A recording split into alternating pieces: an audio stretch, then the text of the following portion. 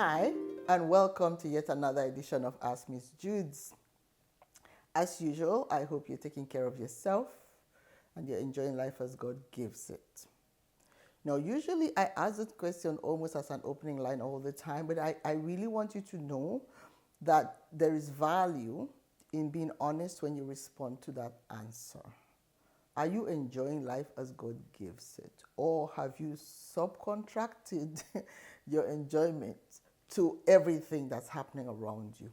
Today, I want you to just quickly talk about what I have captioned. We can call it, "What is this?" Or we could say, "Navigating two worlds."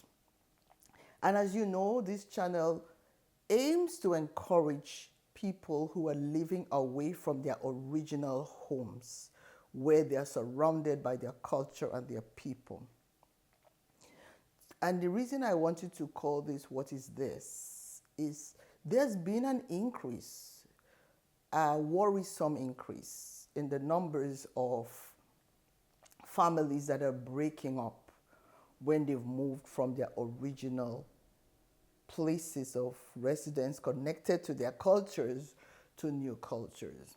It's very easy to misconstrue this as, oh, they have gone to a new country, therefore they have been negatively influenced by their new environment. But I think there is a deeper lesson. And the reason I brought this up is recently we were having conversations with some friends, and they were talking about how, right now it is like marriages are breaking at an exponential rate, nothing to be compared with what used to happen. Now, does this mean that previously there were no challenges in marriages? No. Is this an indication that we are not engaging at the level to find out what exactly is a family? What are our values? What is it that we can give away or let go? And what can we pick up when we are navigating different cultures? Fortunately, I would say fortunately, I, by the grace of God, have been married for over 32 years. And all of those years, except for 6 months, have been away from our home. So I think early enough, my husband and I realized that we were, we were a team. We are one team. The Bible says both of you will become one flesh. So if anything went wrong, we dealt with it as if it was ours personally. His family is now mine, and my family is his. In fact, I find difficulty saying somebody is my brother-in-law. It's like, yeah, they are not my new family. Now, if that is the underlying understanding, then I know, for example, that if anything goes wrong, it was not intentional. We'll deal with it as a mistake. We will talk about it. I said several videos ago that we made a decision to not go to bed with anything that is not resolved. Does that mean that we don't have problems? No. What it means is that when problems arise, we talk about it and we work it through. Therefore, when we sleep, we can sleep with an open heart, especially because we are named according to the name of God. We are Christians. And if God forbid any one of us should go, let it be that we've gone in peace with a clear heart before God. So that sounds like a sermon, but let's bring it down to real life experiences. We are finding, really sadly, that I find, let me not say we, like it's a collective we, I have found that the recent expressions of family breakdown, especially of Nigerian or African families in the diaspora, is coming at a rate where when you try to get to the bottom of the issue, it's really shallow. So people are making choices like, oh, I want my freedom. Like, really? What does freedom mean?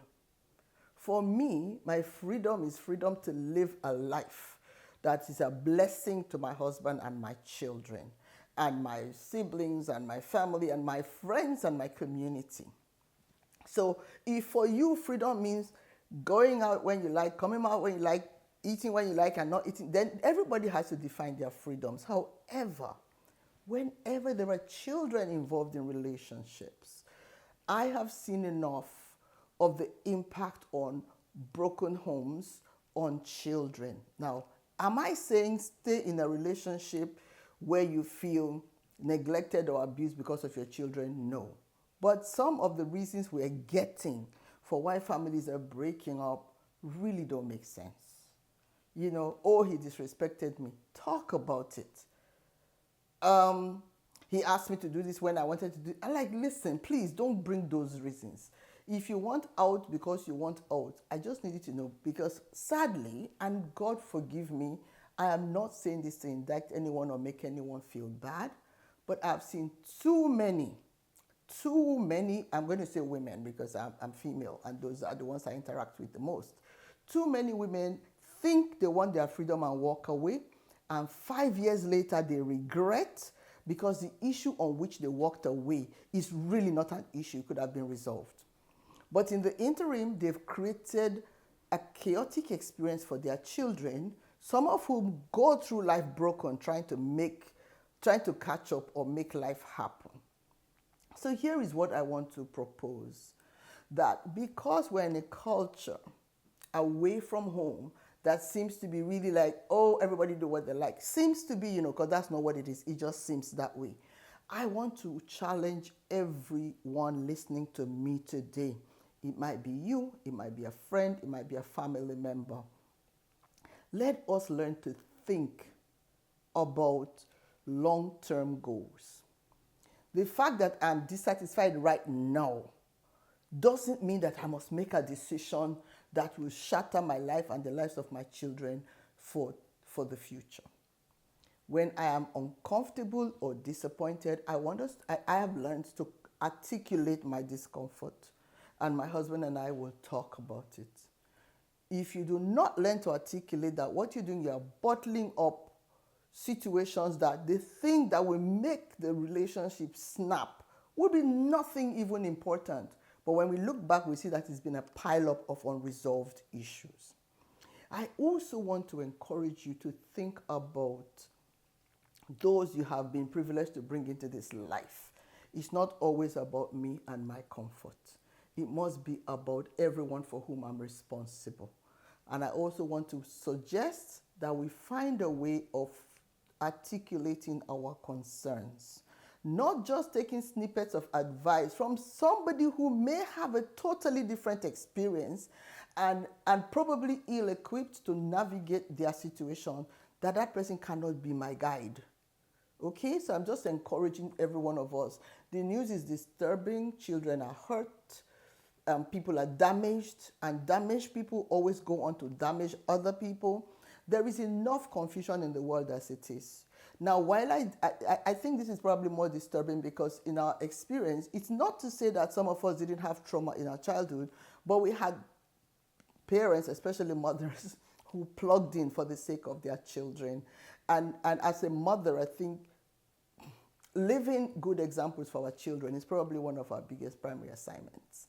And so for those who've made the mistake of walking away on flimsy excuses, in fact, the one that disturbed me was when someone said something as careless as, oh, now we are in Canada, you can't talk to me anyway. No, that cannot be your modus operandi.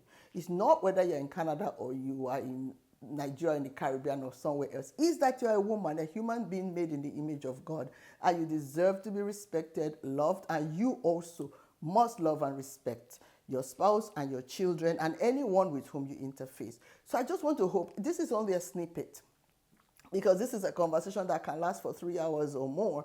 The examples we have, I'm trying not to be too specific because I don't want anyone to feel like I'm picking on them or singling them out on their experience, but I want to just appeal to all of us, male and female, who are outside of your home countries.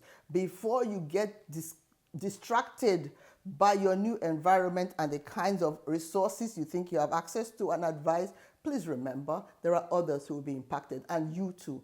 And you do not want to make decisions you don't want to make permanent decisions out of a temporary experience.